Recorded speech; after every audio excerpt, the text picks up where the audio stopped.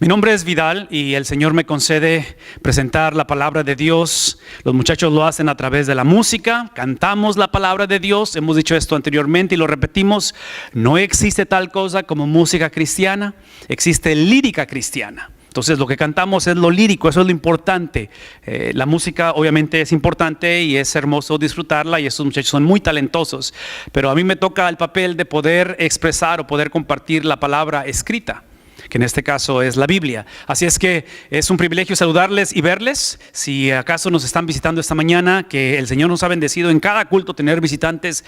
Inclusive hoy en la mañana en el primer culto me encontré dos familias que han estado visitando los diferentes cultos de la iglesia.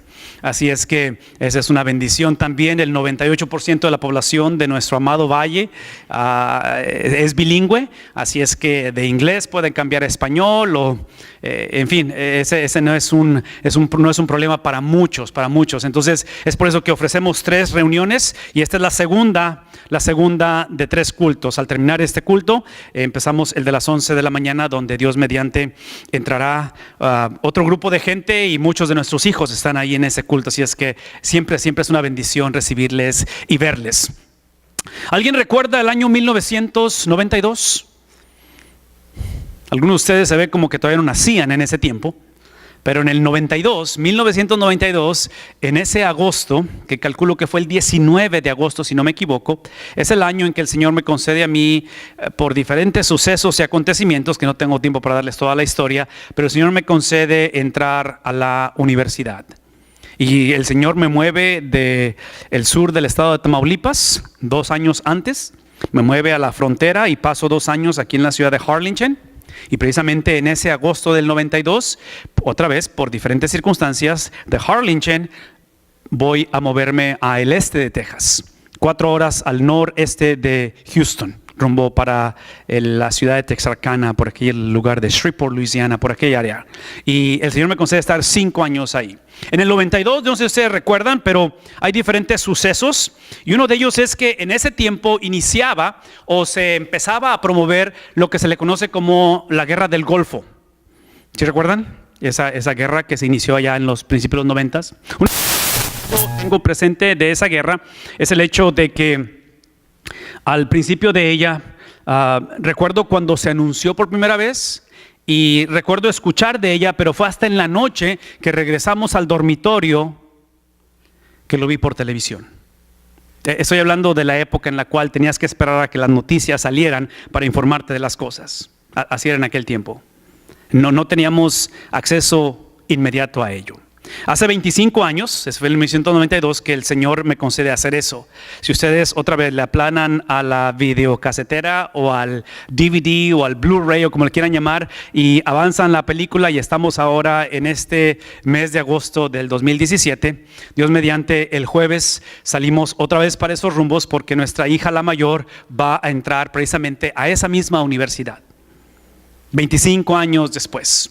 Y cuando pienso en esta experiencia donde Saraí, nuestra hija mayor, va a entrar o va a salir de casa para ir a estudiar a esta universidad donde yo estuve hace 25 años, no puedo dejar de pensar en la transición de los tiempos. Y una de las transiciones más importantes es precisamente en el caso de nuestros hijos, o en el caso de mis hijos, que tengo una de 19, 17 y de 15, han nacido en el tiempo del famoso 9/11.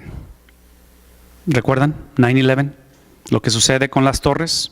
Es una época muy diferente porque otra vez, regresar a los principios de los 90 fue el Desert Storm, que le llamamos, la guerra del desierto. Y los ataques terroristas que en aquellos años se veían en aquel tiempo, pero eran en tierra foránea, ahora son domésticos. E inclusive parte de lo que estamos viendo y de lo que hemos estado estudiando como iglesia es el concepto de esta serie que le llamamos World Mandate o el mandato global, que tiene que ver precisamente con ese mandato que Dios nos ha dado, nos ha comisionado a ir a las naciones. Y pensar en la transición cultural de hace 25 años a ahorita, que ir a una universidad, o en este caso Saraí, asistir a esta universidad, me hace pensar que la cultura en la cual nuestros hijos ahora están enfrentando a nivel académico, a nivel de relaciones, a nivel de trabajo, en fin, en todos los aspectos que hablamos de la vida, nos encontramos en una cultura que tristemente, años atrás, tomó la decisión de tratar de divorciar o de separar los principios bíblicos con el bienestar o la estabilidad humana. Años atrás, en el transcurso del movimiento o de los cambios culturales, es que ahora pensar en una liberación, no sé, tal vez en la cuestión de la moralidad, una liberación en la cuestión de que sucedió ayer, por ejemplo, en Virginia. ¿Saben de qué estoy hablando? Si se ponen a pensar, estas tragedias que estamos viendo en nuestra misma nación vienen del trasfondo, del pensar que necesitamos es aprender a convivir y a derrumbar los prejuicios sociales o raciales en este caso. Creemos que si damos igualdad o libertad en cuestión de la moralidad o sexualidad, vamos a encontrar eso que el hombre necesita. En fin, tenemos una cultura una vez en que estaba moviéndose rápidamente y que ese movimiento tristemente se divorcia de los principios bíblicos, de tal manera que pensar en esta transición cultural y pensar en nuestros hijos moverse a la universidad o moverse hacia una carrera o moverse a formar su propio hogar es un reto. Es un reto muy grande que hace 25 años cuando yo estuve en la universidad, mucho de esto no se contemplaba, no se había legalizado. Pensar a nivel gobierno que estamos legalizando cosas que hace 20, 30 años, sí. Nuestros líderes de hace 20, 30 años, si ellos ahorita cuando ven lo que estamos haciendo, tienen que explicarles por qué estamos haciendo lo que estamos haciendo. En fin, la pregunta es ahora qué hacer al respecto. Hace 25 años, cuando el Señor me concede entrar a esta universidad, fue a través precisamente de lo que hemos hablado, el famoso BSM o BSU en aquel tiempo, pero es el movimiento estudiantil bautista, que en esa área del este de Texas, el Señor me concede ser parte de una plantación en una comunidad llamada Naples, que está al norte de donde está la universidad. Después, más adelante, iniciamos una iglesia ahí, iniciamos otra iglesia en la ciudad de Tyler, Texas, y luego en mis últimos años de universidad, iniciamos una al sur de donde estábamos, que es cerca de ahí de una comunidad que se llama Beaumont en Jasper, Texas, que se llama San Agustín. Hicimos otra plantación de iglesias. Entonces, el Señor me concede ser parte de lo que hemos estado hablando desde temprana edad, y es la cuestión de pensar en las misiones. Y hemos hablado de que nuestra iglesia en los últimos 2 meses y medio, aproximadamente 36 personas para servir en diferentes países, en diferentes contextos locales y de afuera. Entonces, pensar en nuestros hijos, una vez más, que están sumergiéndose en una cultura en la cual hemos crecido en un adormecimiento, o no sé cómo decir, como cuando se sientan y se les duerme la pierna o se les duerme el brazo, que ya no lo sienten. Hay un adormecimiento moral, si se ponen a pensar, que vemos las noticias y ya pocas cosas nos sorprenden. Poco. Para mí, mi primera interacción con la guerra fue en el principio de los 90 con el Golfo, en la guerra del Golfo, de la cual para mí fue algo muy, inclusive en los próximos años después de ello, eventualmente la que viene a ser mi esposa y eventualmente el cuñado de mi esposa fue veterano de esa guerra. Entonces, de tal manera que ahora, hoy en día es algo completamente diferente, ¿no es cierto? Pensar que te vas a enlistar o que estás sirviendo en la cuestión militar, porque las cosas han cambiado. Hace 500 años, en un contexto muy similar, en un contexto donde mucha pluralidad, de mucha diversidad, encontramos lo que se le llama la reforma. Y la reforma, esta reforma de la iglesia, esta reforma de la doctrina, tiene que ver con lo que experimentamos en estos días en Alemania, porque estuvimos allá y las iglesias alemanas están celebrando esto de tal manera que en sus celebraciones o en sus 500 años están recordando a uno de sus líderes principales, que es Martín Lutero. Y esta reforma simplemente lo que es, si la e inevitablemente ustedes escuchan de ello todos los domingos porque somos parte de ello, es de que esta reforma, lo que hicieron ellos, que es lo que nuestro corazón desea que nuestros hijos hagan, es que se alinearon a la... Eso es lo que hicieron. La reforma tuvo que ver con entender de que en aquellos años, como hoy en día, y se los mostré la semana pasada, es la misma iglesia por la parte de atrás, que esta iglesia tiene 2 steeples, tiene 2 columnas hacia arriba, porque la iglesia estaba dividida. Hoy en día tenemos una cultura dividida, tenemos hogares divididos, tenemos gente que literalmente vive de acuerdo a la cultura porque es anglosajona. porque es hispana, porque es europea. Es una división por todos lados. ¿Cuál es la respuesta? ¿Qué hacemos al respecto? ¿Cómo nuestros hijos enfrentan este mundo dividido? Bueno, una vez más, tenemos que hacer lo que sucedió hace 500 años. Es alinear nuestra predicación, es alinear nuestra vida, es alinear nuestras costumbres, es alinear nuestras decisiones, es alinear nuestra persona que los apóstoles predicaron. Es por eso que el libro de los Hechos, y lo iniciamos hace algunas semanas, es el estudio de los sermones o la predicación de ellos. Y esta mañana los quiero llevar a uno de ellos que tiene que ver con el versículo 22, capítulo 2, versículo 22. Y es la continuidad de lo que hicimos la semana pasada. La semana pasada iniciamos después de no haber leído por cuestión de tiempo, pero versículos 1 al 14 es básicamente el Pentecostés, es la llegada del Espíritu. Pablo lo primero que hace, y lo vimos, Pedro, la semana pasada, lo primero que hace es que él crea una defensa. Él defiende la malinterpretación de la experiencia de la venida del Espíritu Santo. Hay una confusión entre la gente, lo cual, una vez más, cuando yo hablo de una cultura que se ha adormecido al dolor, que se ha adormecido a la tragedia, una cultura en la cual nos hemos acostumbrado a ver cosas que anteriormente eran inconcebibles, ¿sí? Eso es de esperarse, porque no podemos esperar que gente sin Dios piense o abrace el evangelio.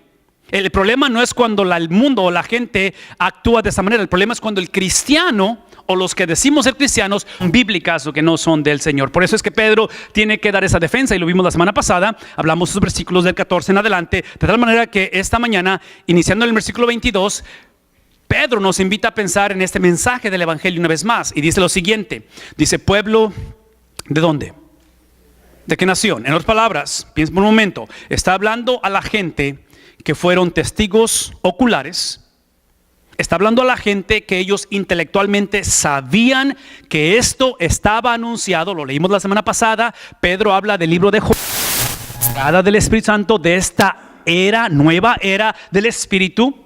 Entonces, esta gente, esta audiencia, que yo pienso que es lo que encontramos hoy en día, es una audiencia que tenían un intelecto, o que tenían una habilidad, o tuvieron la habilidad de poder atestiguarlo. Lo que hacía falta era la regeneración de sus corazones. Entonces, si vamos a alinear nuestra vida a la predicación de los... Vamos a alinear nuestra vida a la doctrina de la palabra de Dios, tenemos que entender que esta cuestión, así como ellos, que eran parte de la nación de Israel, pero eso no implicaba que eran hijos de Dios, es como inicia la conversación. En otras palabras, esta mañana tú puedes estar aquí, y me da gusto que estés aquí, ya te lo dije hace rato.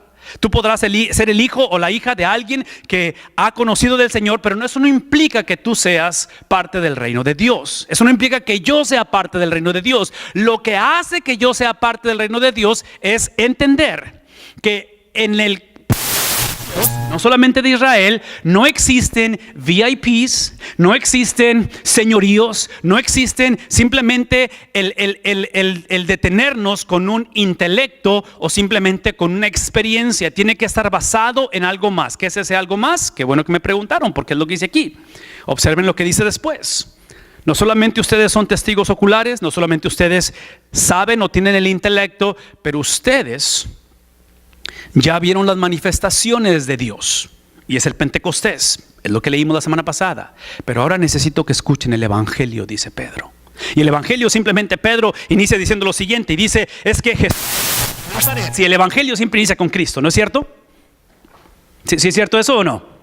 En otras palabras, esta mañana, ya sea que mis hijos van a la universidad, ya sea que tus hijos se casan, ya sea que tus padres están envejeciendo, ya sea independientemente de tu vida, en qué aspecto de la vida tiene que ser filtrado, tiene que ser iniciado, tiene que ser procesado a través no solamente de una doctrina, pero de una persona. ¿Sí vemos la diferencia?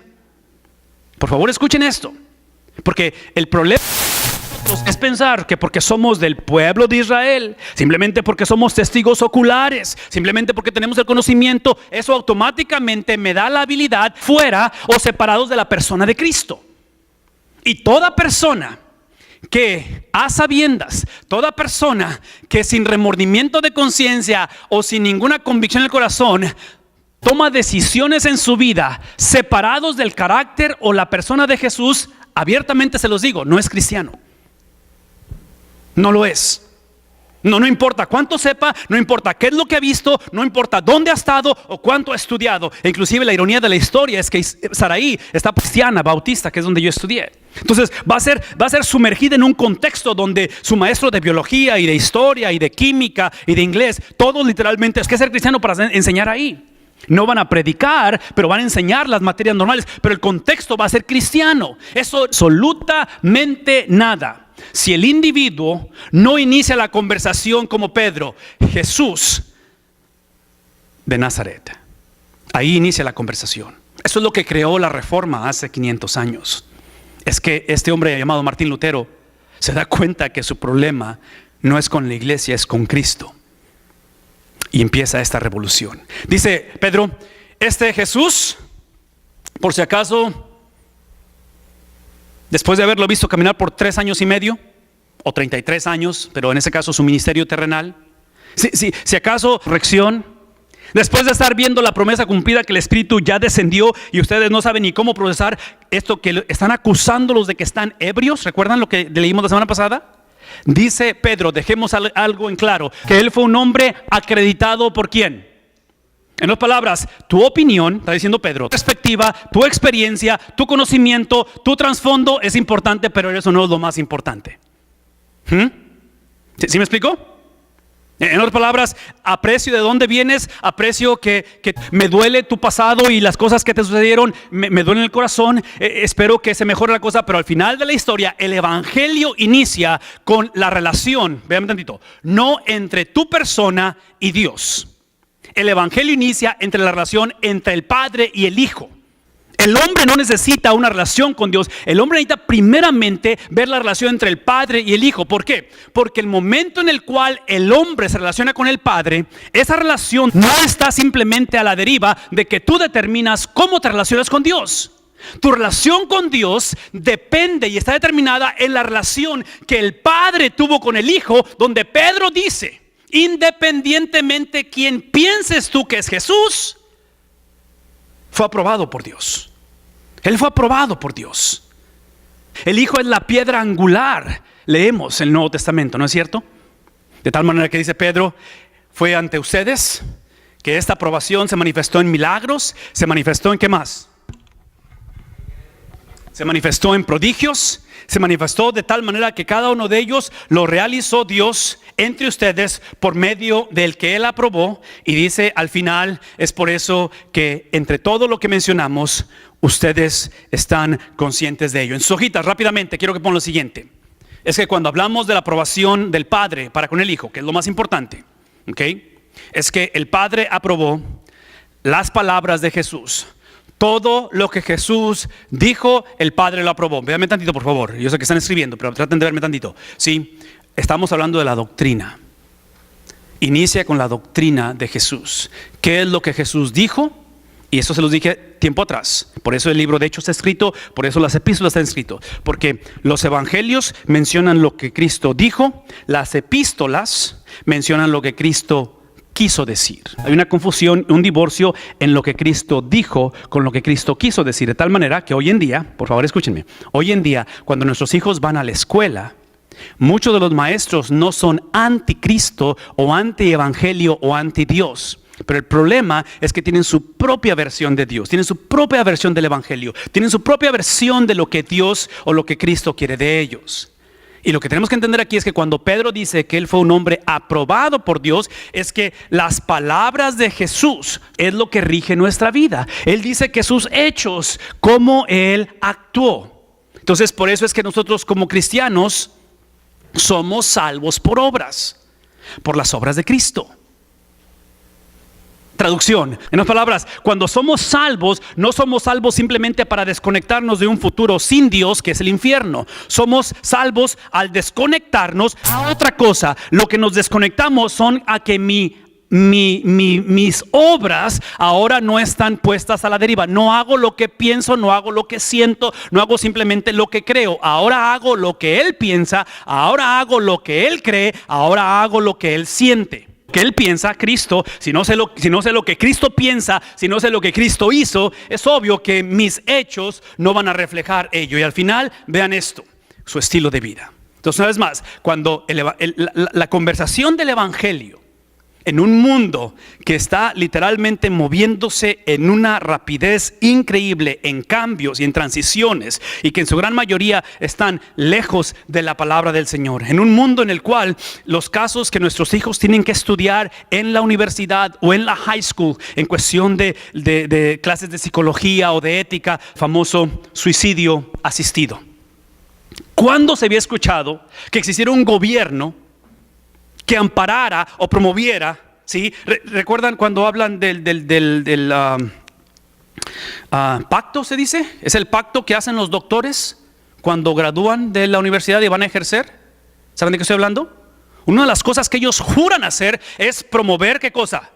El bienestar y la vida de la gente. Entonces ahorita hay un problema de mucho conflicto cuando el gobierno legaliza el asistir a la gente para que se mate, es asesinato, cuando hicieron esa promesa. ¿Sí me explico? O sea, es un contexto bastante difícil de navegar, y es por eso que lo que tenemos que entender, que el evangelio inicia con las palabras, con los hechos y con el estilo de vida de ¿quién? Sí, por favor escúchenme esto.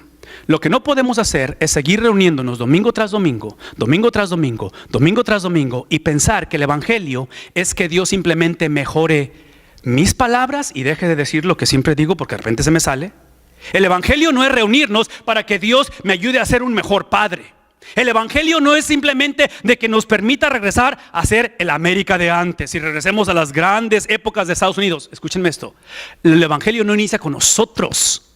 No es simplemente el evangelio empieza entendiendo que es la persona de Cristo, sus palabras. Ahora, obviamente esto es reflejado en nosotros, y aquí es donde entramos en la conversación, porque es el versículo 23.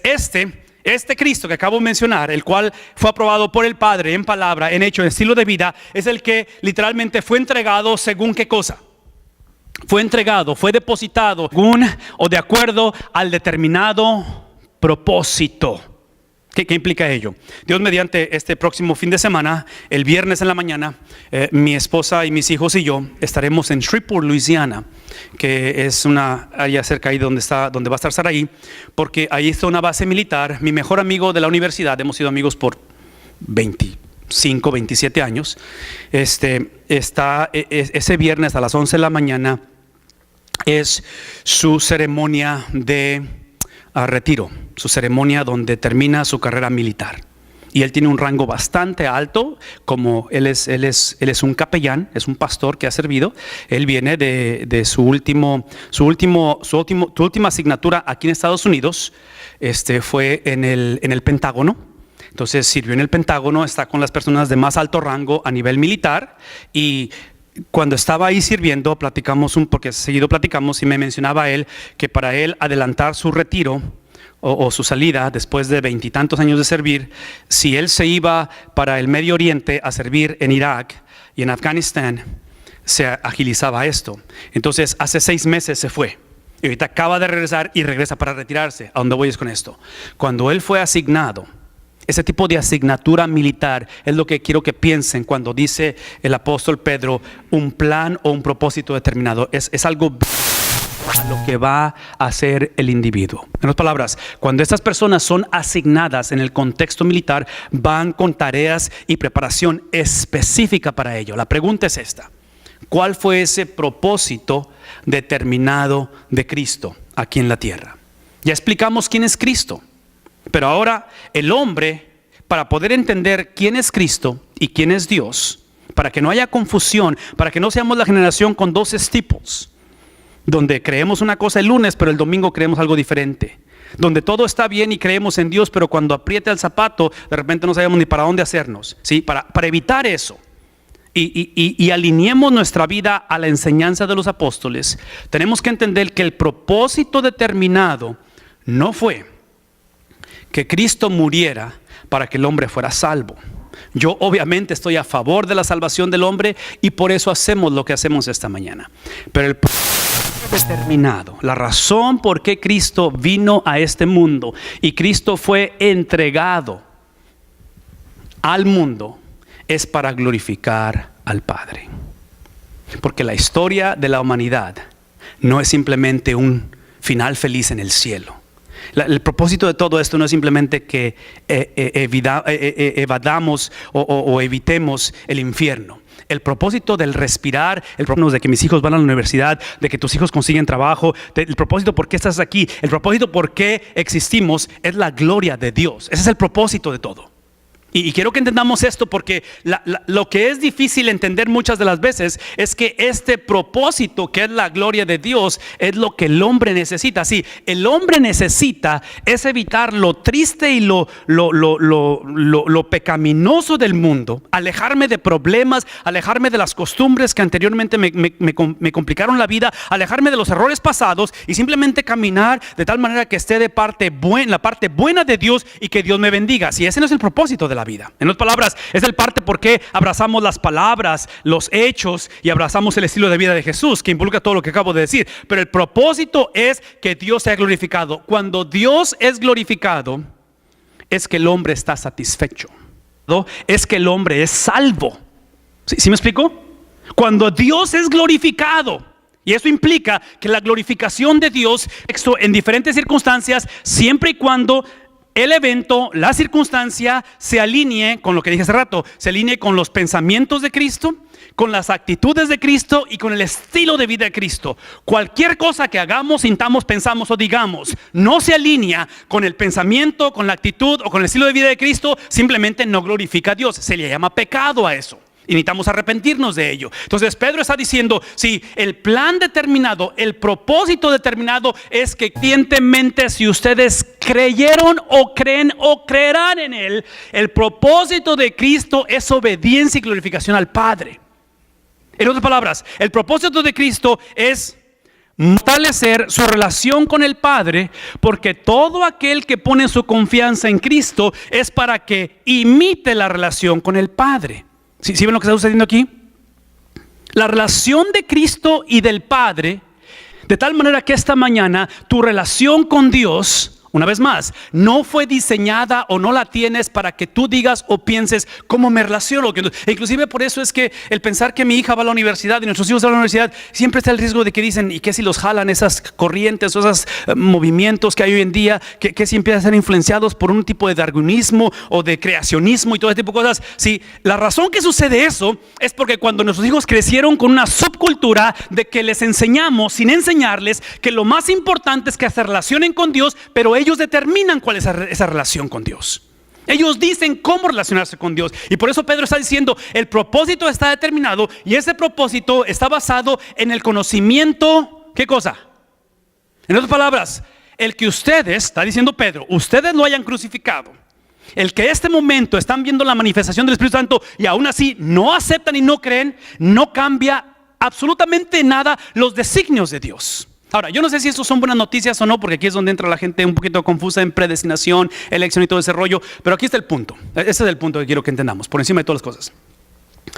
Es que el propósito de Dios está basado no en la necesidad del hombre. El propósito de Dios está basado en quién es Dios. En su esencia, Él es un ser omnisciente. Lo interesante de la conversación, y lo estamos leyendo, es que la omnisciencia, la palabra omnisciente significa que todo lo sabe, que no hay nada que Dios no sepa. La omnisciencia de Dios no contradice la habilidad de hacer decisiones en la vida del ser humano. Lo único que tengo que decir es esto, porque mi tiempo está limitado para hablar de esto, pero escuchen lo que debo decir, esto es importante. Los misterios en la Biblia, ese es uno de ellos, la omnisciencia de Dios, la voluntad del hombre de decidir.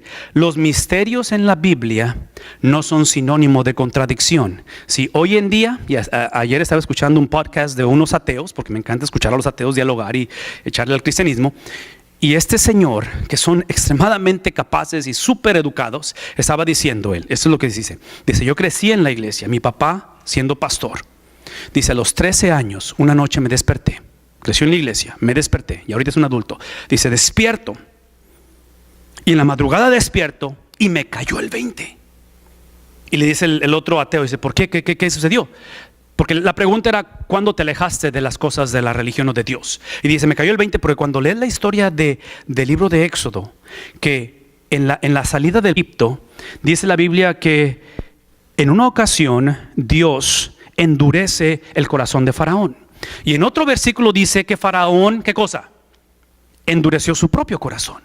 Entonces, corazón de Faraón, porque es la clásica de que, ok, ya váyanse, y de repente, no se van, se quedan. ¿Recuerdan eso? Y una plaga y otra. Era un estira y afloja. Y parte de ello es que, por una parte, Dios endurecía el corazón de Faraón, y por otra parte, Faraón endurecía su propio, ¿qué cosa? Entonces dice él, esa es su dejé de creer en Dios. Y mi primera reacción fue esta: no, ese es un misterio. El misterio en el cual encontramos que todo lo sabe y que ni tu pecado ni la muerte de Jesús lo sorprendieron, pero es el mismo Dios que dentro de su omnisciencia le da la habilidad al hombre. Pedro, eventualmente ustedes, ¿qué es lo que hicieron? ¿Qué hicieron con él? Tomaron la decisión de matarlo, tomaron la decisión de clavarlo en una cruz. Entonces, una vez más, la omnisciencia de Dios no está en contradicción con la libertad del hombre de decidir, porque lo que quiero que esta mañana se lleven bien claro es lo siguiente. Quiero que entendamos esto: la satisfacción de Dios es el propósito de la vida. Ya lo dijimos esto. Si el propósito de mandar a Cristo es para que Dios esté satisfecho, Dios solamente está satisfecho cuando Él encuentra santidad. Y es obvio que nosotros como seres humanos nunca hemos caminado en santidad. Es por eso que ponemos nuestra confianza en el Santo de Israel. ¿Sí vemos qué está sucediendo aquí? Porque sin santidad, ¿qué dice la Biblia? Sí, entonces tenemos que entender esto. Tenemos que entender que Dios, para estar satisfecho, Él tiene que encontrar santidad. E inclusive, la paga del pecado es muerte. Parte de su satisfacción es que Él tiene que castigar el pecado. Y es por eso que el que no era pecado, Él se hizo, ¿qué cosa?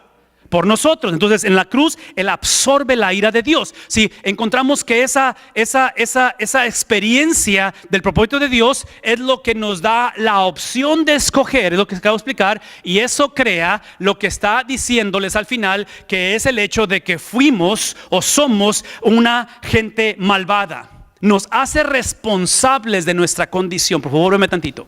¿Sí? Entender el evangelio es el entender quién soy yo en la historia de la vida. Inclusive yo argumentaría esta mañana que si tú estás aquí y aún no te has responsabilizado de tu rebeldía, si yo estoy aquí y sigo haciendo excusas de por qué, como este hombre en el podcast, esa madrugada, la de 13 años, le cayó el 20 y simplemente dijo, esta contradicción es lo que me hace alejarme de Dios, es una actitud extremadamente cómoda.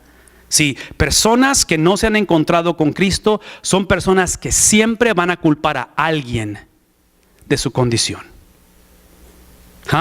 ¿Sí saben lo que estoy haciendo aquí? En otras palabras, no es vivir en un mundo de fantasía.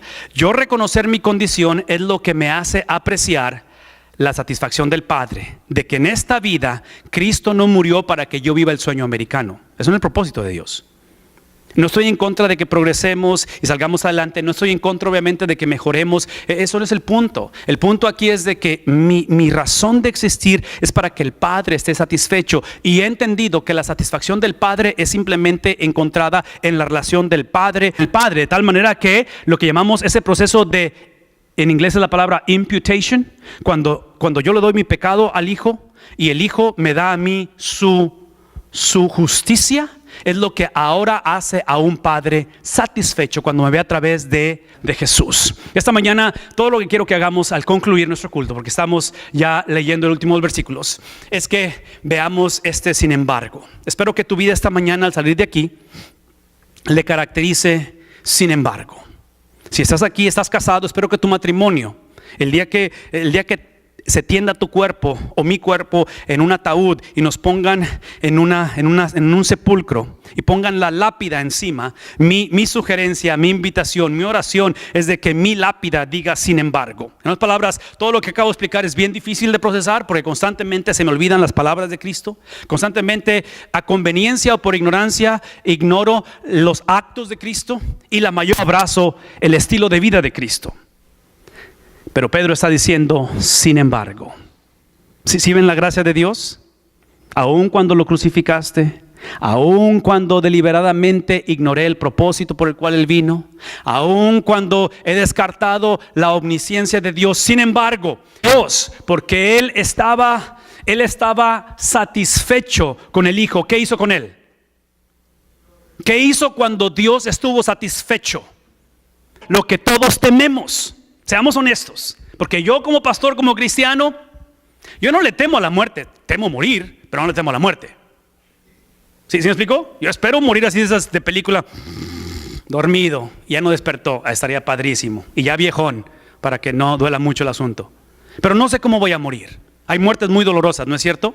Bueno, el Padre dice que porque Él lo aprobó, Dios le resucita, lo libró de las angustias de la muerte, porque era imposible que la muerte lo mantuviera bajo su dominio. En otras palabras, lo que quiero que entendamos esta mañana es esto, de que la seguridad, la garantía de tu resurrección no puede estar basada en una oración que ores o que oraste tiempo atrás. Tiene que estar basada en las palabras de Cristo, en los hechos de Cristo y en el estilo de vida de Cristo.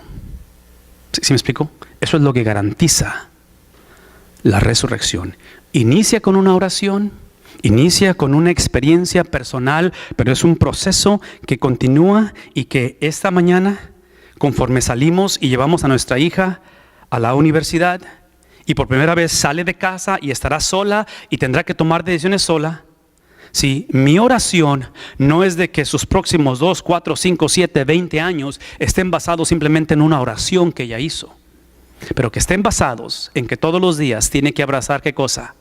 Una vez más, las palabras de Cristo, las acciones de Cristo y el estilo de vida de Cristo, porque si eso lo hacemos, al final, ¿qué es lo que va a pasar con nosotros? Nos uniremos a Él ¿en qué cosa? En la resurrección. Eso es lo que garantiza o lo que nos lleva a esa experiencia. Pónganse de pie por un momento. Es interesante que el apóstol Pedro termina esta conversación o esta sección, no todo, esa sección, llevándolos al libro de los Salmos. Porque quiero que vean así clarito lo que dice él en el siguiente versículo, porque esto es lo que espero que esta mañana te lleves tú. Quiero que esto sea tu oración. Dice él, hablando de David, veía yo al Señor siempre delante de mí. Toda persona que abraza las palabras, la actitud y el estilo de vida de Cristo va a ver al Señor siempre delante de él.